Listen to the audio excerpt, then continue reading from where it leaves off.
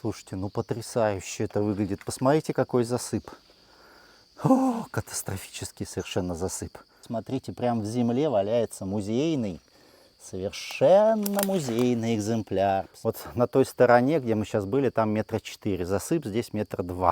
Умудрялись укладывать без всякого раствора. То есть поймите, что раствора здесь нет. Реставраторы много раз пытались эти стенки заново собирать из разрушенных блоков. У них ни разу ничего не получилось. Все время все разваливается. Какое безумное кружево. Безумное кружево барельефов.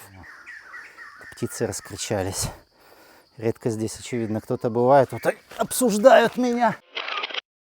Привет, друзья! Мы снова отправляемся в какую-то глушь. Посмотрите на эти рисовые поля. Просто красота. Ну а дорога вот такая.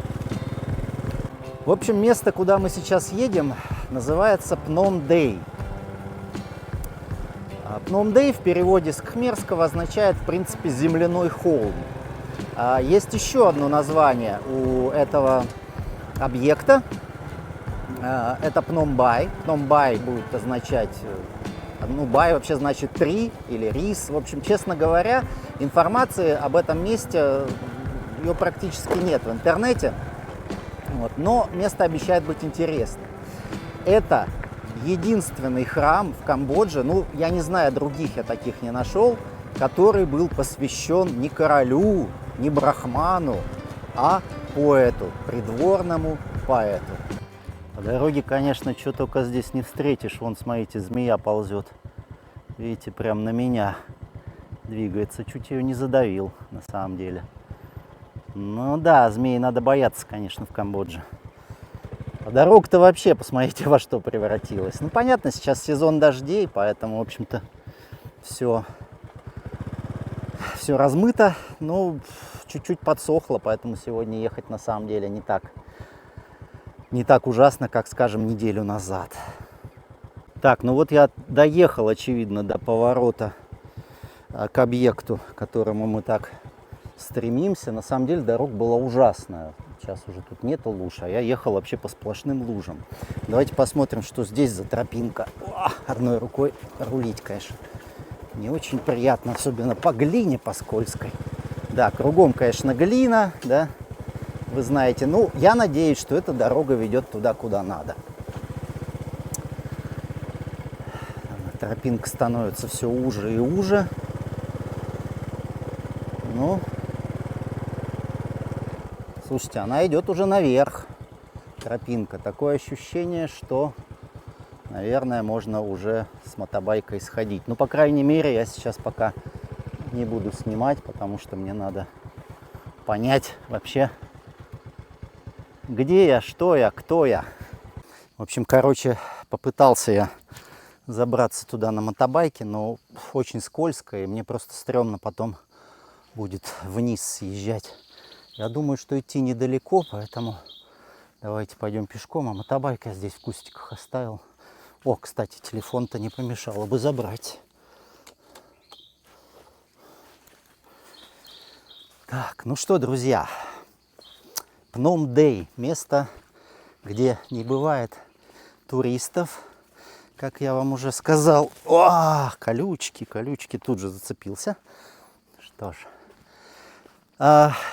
что это такое, на самом деле никто толком не знает. То есть, ну, информации очень мало. Как я вам сказал, храм был посвящен поэту. Поэта звали Мадхуриндра. Мадхура, вы знаете, да, город в Индии. Ну, а Индра — это бог. И якобы был какой-то придворный поэт Мадхуриндра, который был очень известен и очень почитаем. Храм был построен во время правления короля Трибхуванадитья Вармана II. Очень интересное имя. Наверное, никто из вас про этого короля не слышал. Да, честно говоря, большинство людей знают, в принципе, ну сколько? Ну, 3 королей камбоджийских. Это в первую очередь Джайаварман II, который основал Кхмерскую империю в 802 году, согласно легенде. Это Джайварман VII, король-строитель, которому приписывается строение очень-очень многих храмов, крепостей, ашрамов по всей территории Камбоджи. Ну и Сурьяварман II, которому приписывается строительство Ангкор-Вата. Итак, вот этот храм, который называется Пномдей, да, точно так же, как и вот этот холм, на который мы уже, в общем-то, поднялись, да, не заметив. Такой небольшой холм земляной. На самом деле, действительно ли он земляной или это опять остаток какой-то пирамиды, мы не знаем. И знать, конечно же, не можем. Потому что раскопок тут никаких не проводилось. Вот здесь мы видим статую. Статую, как говорят, XII века, недоделанная. Посмотрите. Вот, посмотрите, пожалуйста, как это выглядит. Вот была голова, они начали делать, да? Вот. Тут у нас какие-то такие следы ударного инструмента везде, да? Вот, и дальше туловище. И, в общем, все это недоделано. Здесь было найдено очень много статуй разной степени готовности, что дало возможность предполагать, что здесь находилась мастерская по изготовлению статуй, которые потом отправлялись по всей стране. Там вот какой-то еще у нас интересный алтарь. Монашеские робы висят. Интересно. То есть тут некая жизнь иногда все-таки присутствует. Так вот, давайте вернемся к нашему королю Трибхувана-Адитья Варману. Как же это расшифровывается? Ну, Трибхувана в переводе с санскрита означает «три мира». Ну, то есть буквально три сферы бытия, да? Небо, земля и подземный мир. Адитья – это солнце. В индуистской традиции одно из имен солнечного бога. Ну а Варман это переводится как защитник, покровитель. То есть это такой, знаете, обычный аристократический или царский, как назвать, суффикс, да, в кхмерских и также в индийских именах. Ох ты, ёшкин кот, ходил я вам тут, рассказывал. В общем, давайте я закончу все-таки с королем. Хоть я немножко в шоке от того, что я вижу. Ну, в общем, солнечный защитник трех миров, так можно перевести его фамилию, да? Если можно так сказать. В общем, правил этот король с 1165 по 1177 год. А в 1177 году Ангкор был захвачен чамами. Чамы, да, это такая народность, которая до сих пор проживает как на территории Камбоджи, так и на территории Вьетнама. И раньше на территории центрального Вьетнама у них было государство Чампа. Слушайте, ну потрясающе это выглядит. Посмотрите, какой засып. О, катастрофический совершенно засып. В общем, как вы видите, этот храм предположительно у нас XII века. Что, конечно, никем и никак не доказано. О, так это смотрите, куда еще тянется, Господи. Какая красота. И здесь мы видим, смотрите, это вот у нас опять блоки песчаника. Давайте еще раз сюда придем. Вот тут сверху такой вот большой блок установлен. И на нем нет ничего. То есть он вот как вот буквально пришел, очевидно, из каменоломни, так его установили и дальше не доделали. Вот еще ворота. Вот посмотрите, я стою, да? Вот оно, собственно. Да. Как тут обработка? Ну, по-моему, хорошая. Сложно сказать, потому что все покрыто глиной. Да, вот тут вот колонны торчат. Да, посмотрите, тут вот у нас получается засып 4 метра, наверное, да, потому что это сама дверная коробка 2,5 метра, не меньше. Ну, а там еще и какое-то основание. И так как я вам сказал, это примерно 20 километров от Ангкора к северу, да, но о существовании вот этого изумительного строения не знает, пожалуй, никто. Ну, кто-то, конечно, знает, я имею в виду из гидов и так далее. Значит, что у нас здесь есть? Вон там впереди еще огромная башня. А сейчас мы пока что вот с восточной стороны идем там, где, возможно, был вход в этот комплекс. Да, вот так вот прямо мы проходим. Надо, кстати, не только в камеру смотреть, но и по сторонам, потому что змеи могут быть. Тут так прохладно и влажно. Здесь мы видим уже и чудесный барельеф. Вот посмотрите, прямо в земле валяется музейный, совершенно музейный экземпляр. Посмотрите на вот эту вот изумительную красоту. О, у меня пот в глаза льется. Душно, душно. Изумительный барельеф, конечно. Ну и выглядит он, да, как барельеф примерно 11 века. То есть то, что этот храм 12 века, это, конечно, полная ерунда. Ой, смотрите, что я нашел. Чудесно. Я нашел латеритную стену. То есть мы здесь видим как кирпич, так латерит, так и песчаник. Пожалуйста, вам песчаник. А вот и стена из латерита. То есть вот эта вот стена, которая сейчас, если я к ней подойду, она будет, наверное, ниже меня ростом. Ну, а на самом деле, предположительно, наверное, 4 метра она была. Ну, где-то с меня ростом получается, да? То есть тут где-то вот так вот меньше 2 метров осталось. Ну, как я вам и говорил, да, тут вот на той стороне, где мы сейчас были, там 4 метра. Засып здесь 2 метра. Изумительная, изумительная совершенно кладка. Опять же, посмотрите, это сплошь полигоналка. Латерит выглядит как бы безобразно, да, то есть он весь такой ноздреватый камень, очень твердый камень на самом деле. При добыче он мягкий, об этом я много раз уже говорил в своих видео. Вот, а потом на солнце он застывает и становится безумно твердым и, как видите, очень долговечным. То есть вот этой вот стене 1000 лет примерно, может и больше, кто знает. Ну, она стоит себе и стоит. То есть они умели еще, видите, находить вот эти блоки латерита, которые потом не разрушатся со временем, потому что далеко не всякий латерит в состоянии пережить столетия. Смотрите, где я тут хожу, какой гадости. Кругом кирпичи валяются. Вот тут вот разрушенная у нас немножко стена. Кто-то поработал над этим, возможно, дерево, да? Вон, деревья-то здесь везде растут, вот видите. Соответственно, корни деревьев, скорее всего,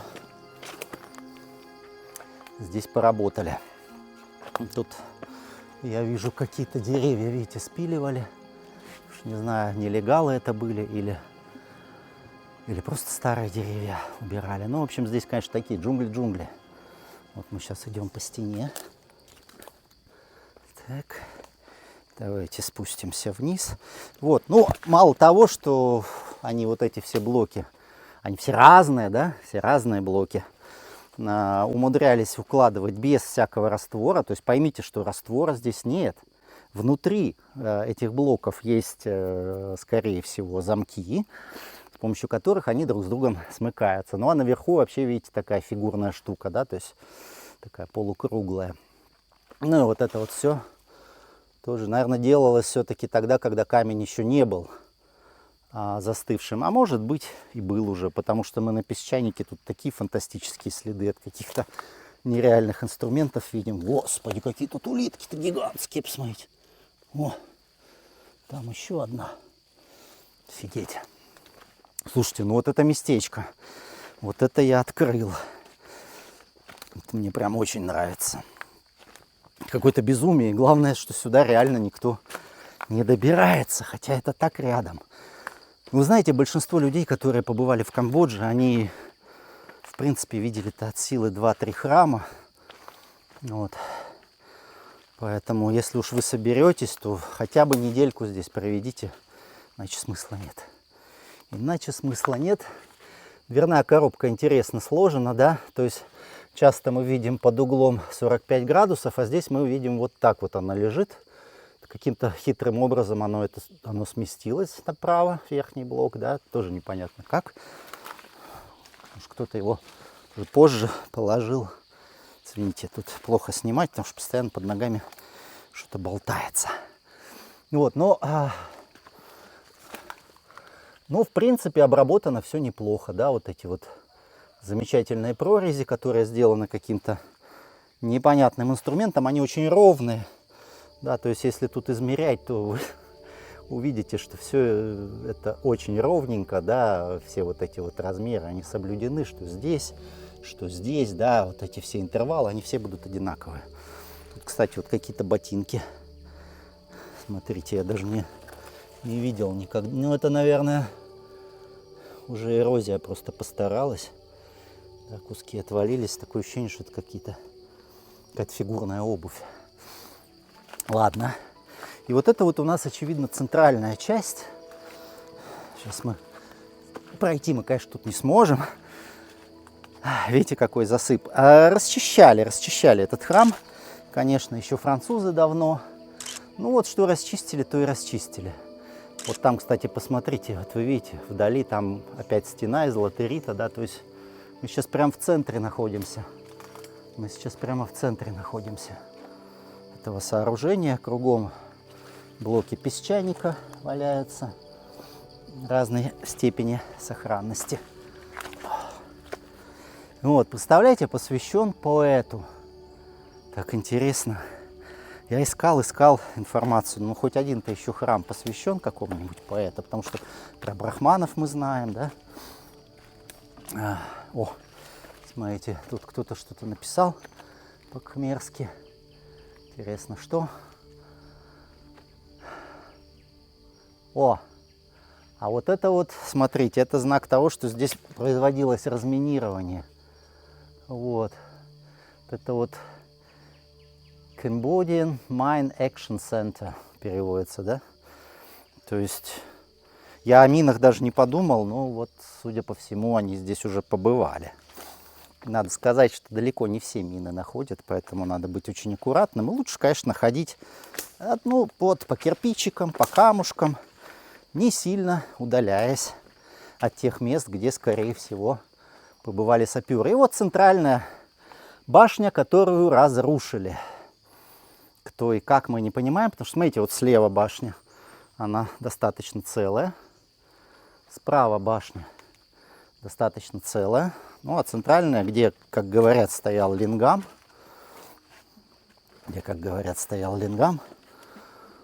она разрушена. И внизу сейчас, подождите, я там по стене пройду сейчас. Прям очень неуютно. Неуютно ходить. Боже, какие кирпичики классные. Вот эта вот кладка, конечно, тоже кирпичная. Когда они подогнаны друг к другу так, между ними нет никакого расстояния, а раствора тоже нет. Тут нет раствора, ребят. Ну, кто знает мой канал, да, тут в курсе, что кирпичная кладка камбоджийская, она тоже не знает себе равных, так же, как и каменная. Ну, вот здесь у нас остатки дверной коробки. Да, вот отсюда он упал, вот этот блок. И мы видим вот там вот йони кусочек. Я вниз не знаю, спущусь я вниз, не спущусь. Как я спущусь? Сложно. Вон там вот она йони торчит. Да, все в земле, лингама никакого нет. Почему они решили, что он тут стоял, я не знаю. Это вот одна из немногих информаций, которую мне удалось раздобыть, что якобы вот там стоял лингам. Думаю, откуда они взяли, что он там стоял? Мы же этого не можем. Ух ты, какой гриб.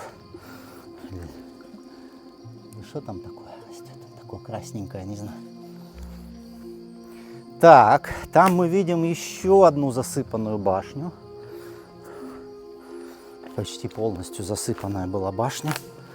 Вот интересно было бы еще узнать, как они это раскапывали, до какой степени все это было засыпано когда-то. Вот, а там дальше у нас опять, видите, идет стена. Тоже какая-то башня. Так, ладно, давайте сейчас займемся вот этой вот южной башней. Итак, здесь опять пирамидальная какая-то история была. Мы часто встречаем во многих зданиях здесь. Потом вот тут у нас, конечно, был фантастический барельеф. Вот, знаете, да. Ну, пусть попробует в наше время кто-нибудь вот что-нибудь подобное изготовить. Здесь в центре ничего нет. Почему, мы не знаем. То ли здесь, может, какая-то накладная была история, да, то ли это уничтожили изображение какого-то божества. Что тут происходило в Камбодже 1000 лет назад, мы все равно не знаем и никогда не узнаем. Ну, а кладку оцените. Вот она, кладка кирпичная. Такой кладки не бывает сейчас нигде и никогда. Никто не в состоянии вот так вот класть кирпичи. Вы меня спросите, как же они держатся, а я вам скажу, что это смола. По-разному бывает. Не так много исследований проводили, но те, что проводили, их буквально пара, это... О, Господи! Упасть можно. Это смола. Где-то смола неизвестного дерева, где-то известного, в общем. Понятно. Вон какие здоровые ползут мураши. Ничего себе. Вот здесь у нас типичная фальшивая дверь. Вот как положено, да. И там еще какой-то, конечно, постамент. Сейчас посмотрим. Вот, из латерита он, очевидно, постамент. Вот я нашел блок латерита. Смотрите, как красиво. И вот обратите внимание, да, на самом деле, то, что вот этот храм 12 века из кирпича, это, конечно, полная глупость. Это, конечно, опять информация какая-то нелепая. Дело в том, что я не знаю других башен 12 века из кирпича. То есть это как-то опять придумано. Непонятно. Непонятно почему. Они все время боятся как-то их состарить. То есть им все время хочется сказать, что они моложе, чем есть на самом деле. Я бы сказал, что эти башни века, может быть, 7-го, 8-го. Ну, как-то так. Что здесь внизу валяется у нас? Это что? Какая-то круглая каменная конструкция. Не знаю. Что-то из песчаника. Ну что, прогуляемся немножко. Фух. Ну вот мы дошли до, собственно, юго-западного угла. Здесь кругом, конечно, грязь. Но стена изумительна. Стена просто изумительна. Посмотрите. Вот он, этот латерит, да? Ну вот она. Тут она подразвалилась, вот валяются блоки, да, а вот тут мы видим, собственно, как он выглядит внутри. И мы совершенно не понимаем, я не понимаю, как им удавалось укладывать эти камни так, друг на друга, чтобы не было никаких зазоров. Это на самом деле одна из самых больших загадок, на которую не обращают внимания ни историки, ни археологи. Реставраторы-то в курсе, конечно, тоже помалкивают, потому что реставраторы много раз пытались эти стенки заново собирать из разрушенных блоков, у них ни разу ничего не получилось, все время все разваливается. Вроде блоки те же, ставятся на те же места. Ну, магия какая-то, да? Тут у нас тоже была башня кирпичная, вот вход, да, вот он блок песчаника. И дальше выхода не было из нее, наверное, да? Тут, наверное, глухая стена. Ну, я не знаю. Это надо с другой стороны смотреть. А что нам, собственно? Давайте заберемся наверх и посмотрим. Ух ты, ёшкин кот. Фак. Вот это колючки. Прям рукой схватился. Нет, там, судя по всему, был выход. Там есть, наверное, выход. Так, ладно, все, аккуратно. Я вниз-то спущусь теперь. Просто глина безумно скользкая. Как как корова на льду. Как корова на льду. Фу, все, слетел. Так. Гриб красивый какой. Так, ну ладно. Пойдемте к Северной башне пройдем как-нибудь. Ну, конечно, сохранилось идеально, да? Как это вообще сохранилось? Там наверху, очевидно, еще что-то планировалось, да? Как будто бы барельеф какой-то или что. Но, судя по всему, было недоделано. Вот они, знаете, что рассказывают? Говорят, вот, это хороший пример того, как использовались одновременно все три кхмерских строительных материала. Кирпич, латерит и песчаник. Там тоже ноги чьи-то. А я-то думаю, что просто все в разные времена строилось. Сначала, возможно, это был песчаник, вот эти вот дверные проемы, скорее всего, они от какой-то более древней конструкции. Ну, некоторые историки действительно это предполагают, особенно археологи. Вот, кстати, следы. Видите? Тоже такие интересные, они довольно длинные следы. То есть вот каким инструментом их оставляли. Песчаник же очень твердый камень. И не очень понятно, как они так за один проход оставляли такие царапины. Ну вот это у нас северная башня. Ох, на ней сохранился тоже барельеф. Давайте посмотрим. Красота. Красота немыслимая. Красота немыслимая. С этой стороны еще лучше, да? Ой, тут еще получше даже сохранился. Смотрите, какое безумное кружево. Безумное кружево барельефов. А тут у нас внутри лужа. И дерево растет. А зайти-то мы зайдем. Кстати, в южную башню не зашли, но я думаю, тут достаточно. Вот. Крыша полностью вся обвалилась. Мне интересно, где кирпичи-то все? Снаружи, что ли?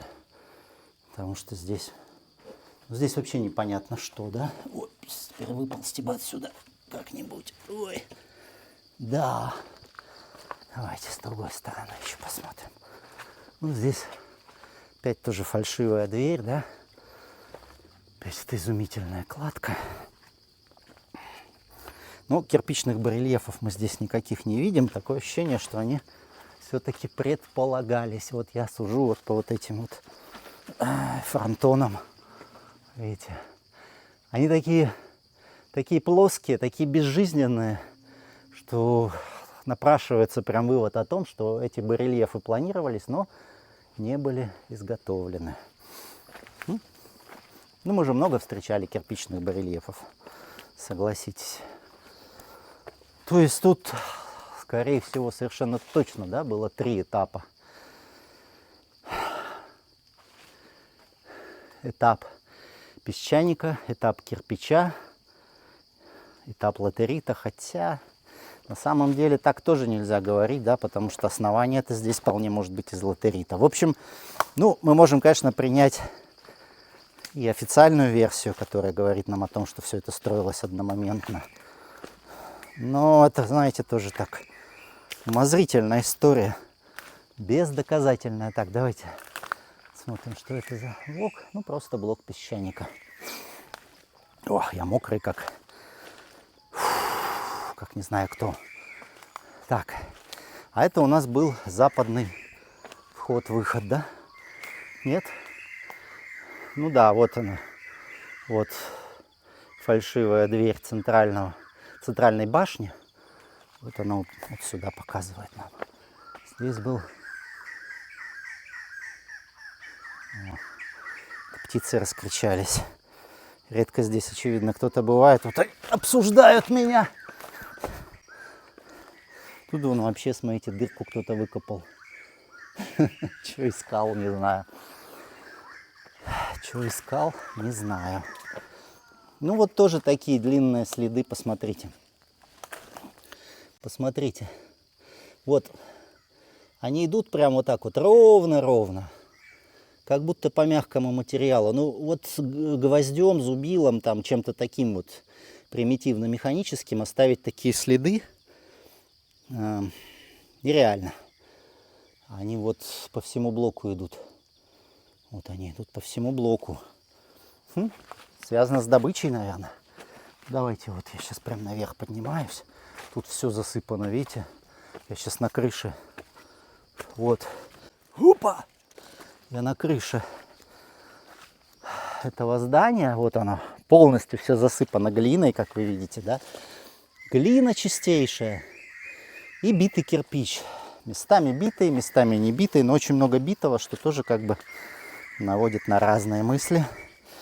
А вот это вот вход. Давайте попробуем вот здесь спуститься. Страшно. Ну, попробуем. Не, ребят, тут прям опасно. Прям опасно, блин. Вот он выход. И вот он засып. Да, то есть это западный вход, западный выход. И вот он, сплошной засып. Пожалуйста. Вот вы видите, мы можем вот эту глину ковырять. И там нет ничего. Она чиста. Ничего там нет. Потрясающе, ребята, потрясающе. Хотите увидеть этот комплекс? Пишите мне, когда приедете в Камбоджу. Я вас обязательно сюда свожу. Но на машине не попадем мы сюда, наверное. На мотобайке. На мотобайке легко. Вот так. Опс. Ладно, не будем обваливать эту конструкцию. Она и так уже вся обвалилась. Да, друзья. Красота неимоверная. Мощь. Там, кстати, гром гремит. Неужели меня зальет на обратном пути? Я сюда так-то еле добрался. А если пойдет дождь, я вообще не проеду. Там такие дороги, боже. Ну вот она, красота. Вот она, красота. Пном-Дэй. Храм неизвестного века. Да и вообще мало что о нем известно. В общем, друзья, приезжайте в Камбоджу, чтобы увидеть это все своими глазами. А также подписывайтесь обязательно на телеграм-канал Друг Аркадий, где я публикую свои статьи о Камбодже, в частности, в других интересных странах, загадочных цивилизациях и так далее. Ну и подписывайтесь на Boosty, поддержите нас подпиской 200 рублей в месяц, вот, и вы получаете доступ к видео раньше, чем на Ютубе. Ну и иногда кое-какие эксклюзивные материалы я на Boosty тоже выкладываю, то, что не попадает в Телеграм. Вот, ну все, друзья. Скажу вам до свидания. Я поеду в следующий комплекс, который находится здесь рядышком и который связывают вот с этим вот Пном-Дэй. Все, всем пока. Увидимся в Камбодже.